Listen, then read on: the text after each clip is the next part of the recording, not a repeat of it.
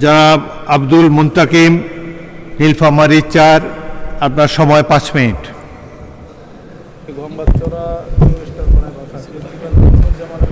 মাননীয় স্পিকার, আপনাকে অসংখ্য ধন্যবাদ জানাচ্ছি।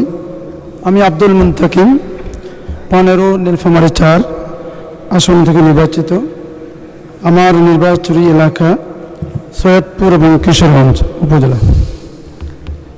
আমি প্রথমে আপনাকে ধন্যবাদ জানাতে চাই, আপনার মাধ্যমে এই মহান সংসদে আমি কথা বলার সুযোগ পেয়েছি। যে মহান আল্লাহ তাআলা দরবারে শুকরিয়া আদায় করছি, আলহামদুলিল্লাহ।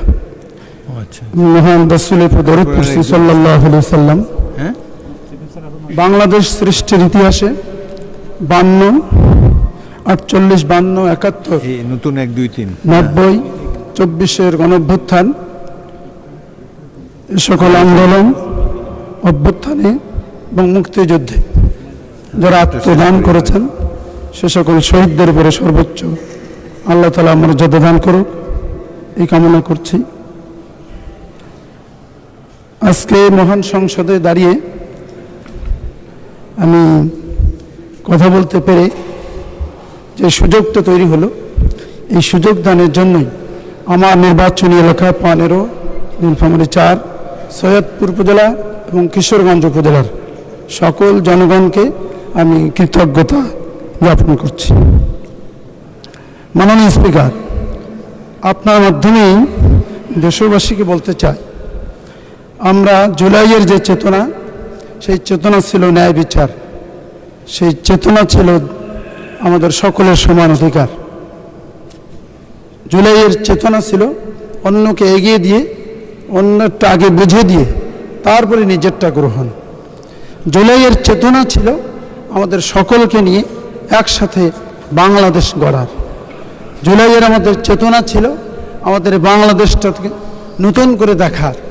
সেই চেতনায় সমৃদ্ধ হয়ে আমি একজন জুলাই যোদ্ধা, আমি একজন জুলাই কারাবন্দী হিসেবে এই মহান সংসদের কাছে আমি আপনার মাধ্যমে অনুরোধ করতে চাই, জুলাইয়ের চেতনাকে ধারণ করার জন্য, জুলাইয়ের স্পিরিটকে এগিয়ে নেওয়ার জন্য আমাদের বিগত 1.5 বছরে আমরা যতগুলো কর্মসূচির মধ্য দিয়ে এই নির্বাচন পর্যন্ত এগিয়ে এসেছি, সকল কর্মসূচিকে সফলভাবে আমরা যাতে এগিয়ে নিতে পারি সবাই মিলে এই দৃষ্টি আকর্ষণ করব আপনার মাধ্যমে মহান জাতীয় সংসদের সকল সদস্যবৃন্দের কাছে। মাননীয় স্পিকার, আমার নির্বাচনী এলাকা সৈয়দপুর এবং কিশোরগঞ্জ। আপনার জানা আছে বাংলাদেশের 2টি উপজেলায় প্রথম বিদ্যুতের বাতি জ্বলে উঠেছিল, তার ভিতরে একটি ছিল সৈয়দপুর। বাংলাদেশের সর্ববৃহৎ রেলওয়ে কারখানা আমার এই সৈয়দপুরে। এই রেলওয়ে কারখানার আধুনিকায়ন এবং সম্প্রসারণ প্রয়োজন। আমাদের এই সৈয়দপুরে আপনি জানেন, আপনার জাতীয় সংসদ থেকে বলতে চাই, এখানে একটা ডোমেস্টিক একটি এয়ারপোর্ট আছে, অত্যন্ত গুরুত্বপূর্ণ আমাদের দেশের জন্য। দেশকে এগিয়ে নেওয়ার জন্য এই বিমানবন্দরটিকে আন্তর্জাতিককরণ এখন সময়ের দাবি শুধু না, আমাদের সকলের একটি অধিকার। আমার এই সৈয়দপুরে 100 শয্যার একটি হাসপাতাল আছে। আমার এই সৈয়দপুর, পার্বতীপুর, খানসামা, চিরিরবন্দর, বদরগঞ্জ, তারাগঞ্জ, নীলফামারী সহ প্রায় 8টি উপজেলার প্রায় 15 লক্ষ মানুষের চিকিৎসার সুবিধা দিয়ে থাকে, কিন্তু সেই হাসপাতালটি 250 বেডে উন্নীত করা প্রয়োজন। এর পাশাপাশি আমার সৈয়দপুর উপজেলা স্বাস্থ্য কমপ্লেক্স নাই, আউটডোর ডিসপেন্সারি আছে। আমি দৃষ্টি আকর্ষণ করব আপনার মাধ্যমে মাননীয় সংসদের কাছে যে আমার সৈয়দপুর উপজেলায় অতি দ্রুত একটি হাসপাতাল, যেটি উপজেলা স্বাস্থ্য কমপ্লেক্স নামে পরিচিত, সেটি প্রতিষ্ঠা করা হোক।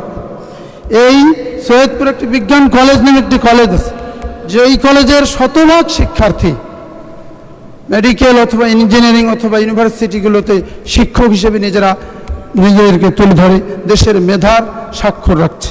সেই বিজ্ঞান কলেজটির আসন সংখ্যা আরও বাড়ানো দরকার, প্রায় 350 হওয়া উচিত।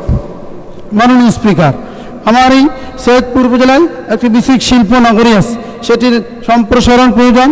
আমার এই সৈয়দপুর উপজেলায় 150 মেগাওয়াটের একটি বিদ্যুৎ কেন্দ্র আছে, সেটির চালুকরণ প্রয়োজন। এইখানে আমাদের বগুড়া থেকে যে সৈয়দপুর পর্যন্ত গ্যাস সরবরাহের যে ব্যবস্থাপনা আছে, গ্যাস স্টেশনটি আছে সেটি চালুকরণ প্রয়োজন। আমার এই সৈয়দপুরে আপনি জানেন আটকে পড়া উর্দুভাষী মাননীয় সদস্য, আপনার সময় শেষ, আরেক মিনিটে শেষ করেন তাহলে। তাদের জীবনমান উন্নয়নের জন্য আমাদের কাজ করা দরকার। সেই জন্য আপনার মাধ্যমে মান সংসদের কাছে দৃষ্টি আকর্ষণ করছি। আমার কিশোরগঞ্জ উপজেলায় অতি দ্রুত জীবনমান উন্নয়নের জন্য একটি কিশোরগঞ্জ সদর ইউনিয়নকে পৌরসভায় উন্নীতকরণের জন্য আপনার মাধ্যমে আমি আহ্বান জানাচ্ছি। তিস্তা সেচ ক্যানেলের প্রধান যে ক্যানেলটি সেটির চতুর্পার্শ্বে যে পরিদর্শন রাস্তাগুলো আছে সেগুলি মেরামত এবং উন্নতকরণের মধ্য দিয়ে যোগাযোগ ব্যবস্থার একটি উন্নতকরণ প্রয়োজন।